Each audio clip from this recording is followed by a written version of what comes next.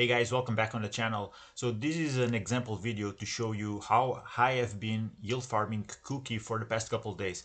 Actually, I did bring Cookie when they blew up. That was in the beginning of the year. They went up crazy. Like, this is one of the tokens I was most bullish on when it comes to AI infrastructure. So they provide infrastructure. If you hold a certain amount of Cookie, you get more access to more data on AI agents. So it was a good bet. It was a good buy. It provided me really well when it comes to this liquidity pool. It printed a lot, especially in this top here when it was at around in between 30 to 60 cents. I showed you what I was doing here on the channel, and I had several liquidity positions opened just to make for all of this market volatility. This was printing 10%, 50% easy, and I was using double digits wide range, so it wasn't that tight of a range.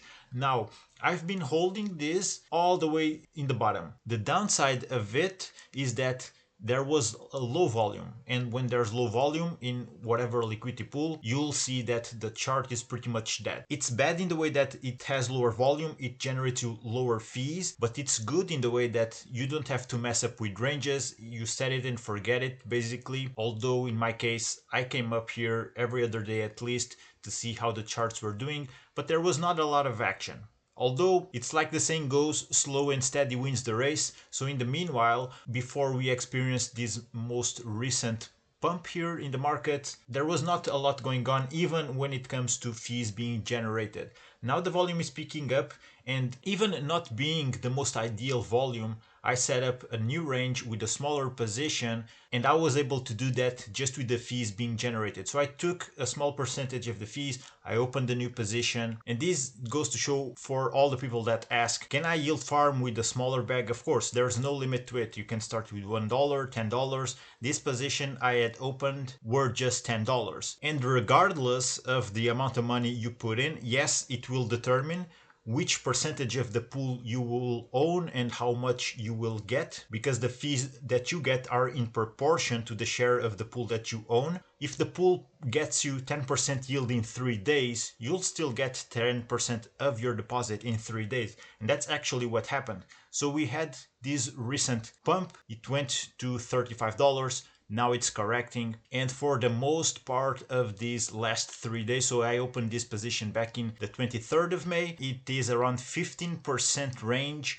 and it generated the most amount of fees. So yesterday I missed all of this volume, which is a shame, because if I had been during the weekend paying attention to it, probably I could have made, I would say, probably something around 30% in only 3-4 days of provided liquidity. So this would have been best case scenario, right? Selling when the price is over your upside range. But one of the reasons actually why impermanent loss is not hitting this position so hard is because all the fees that generated in the meanwhile for the past 3-4 days. Those fees are roughly 10% of the deposit. So effectively, if it wasn't for that, I would be down 10% in my initial position. And if you're just providing liquidity to something which you don't care about, you start to panic. You don't want to hold a position that is depreciating and it's not generating fees, and that's not the case here. So I could even eventually wait out for it to go back into range, but actually this pool, it's not volume heavy. You see, it has very low volume. Honestly, I thought this pool would eventually pick up more liquidity, more volume, but I guess Cookie paired with USDT has very close to 1 million in liquidity, because they have also farming incentives on PancakeSwap. And that's actually why I'm considering to close this position, even though right now I could easily wait it to get back into range. But I'm gonna close everything up and open a new one in a different pool, because right now my holdings here are 100% Cookie. So I can take that Cookie, go on to the other pool and deploy it above the current price. So for the past 3 days, this has generated 10% in fees. Half was in Wrap BNB, half was in Cookie. And right now, even though I'm out of range on the downside, the fees that these made up for the past few days are enough to offset the impermanent loss of 15 cents. So you can see it's pretty much worth it if you know what you're doing. If I show you here on rebalance, you can see that my range is at around 15-16%. So it's still a double digits white range, but it's very tight. And this pool, actually, there's not a lot of liquidity in it. you'll find more liquidity in Cookie paired with USDT, the stablecoin. So let's look here for Cookie USDT chart. This has earned a lot more in fees, 1 million in volume. The liquidity is much higher, but the volume is higher than the liquidity. So this would actually had performed much better, especially because of this. The chart has been chopping sideways for the past 3-4 days. But to be honest, I was expecting the volume in this pool to go up.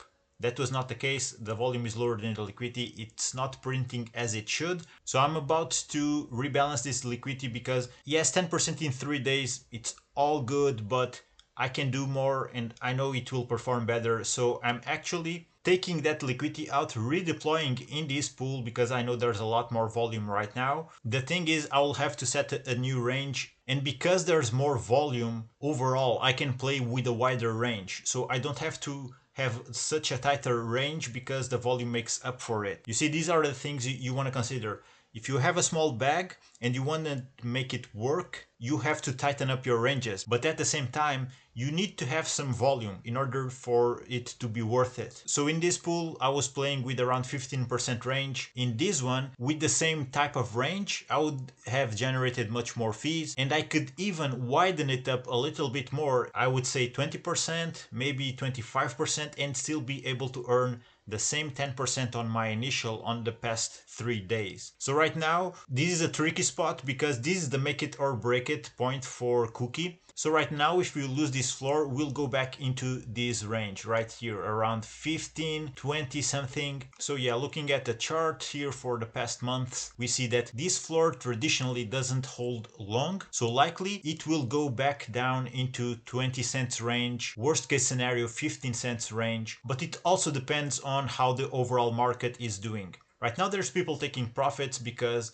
this has been accumulating for so long that this pump would definitely have some pullback. So there's two options right now. I could take a bit more risk and open a position predicting the price to bounce back. And if that would be the case, I can open a position at around 25 cents to 30 cents. I think that's going to be a really good one based on the past performance for the past week or so. Or I potentially can be more bearish on what's going on and predict a further dip. So in that case, I would open a position on the downside, which would be at around, let me go back here. So let me switch up this for 4 hours candle. So yeah, let's see if I would open a position between 20 cents and 26.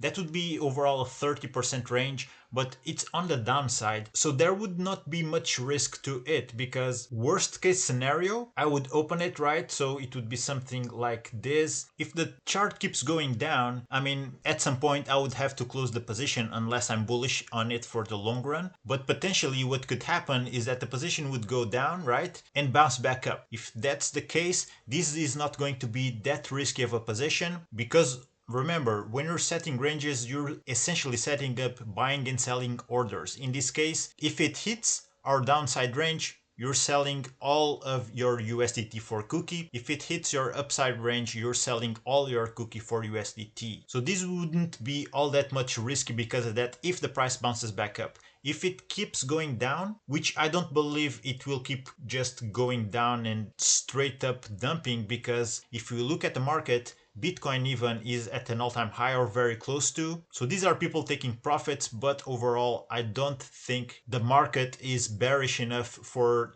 Cookie keep dipping, okay? So if you want to try out, be a little bit more conservative, opening up a position. This is what I would do with Cookie USDT. Take advantage of this dump. Now, if the chart keeps going up and doesn't even enter our range here, the thing is, we'll not generate fees, but we won't lose any money whatsoever. While on the other hand, if we set up a range predicting for the price to keep moving up, in this case, we would be depositing 100% Cookie because you're depositing above the current price. So you're making a bet that Cookie's price is going up. Now, if Cookie price doesn't go up, your liquidity here, it's still yours. You are still free to remove your liquidity whenever you want. But let's imagine that the price keeps going down and let's say it goes back to 15 cents.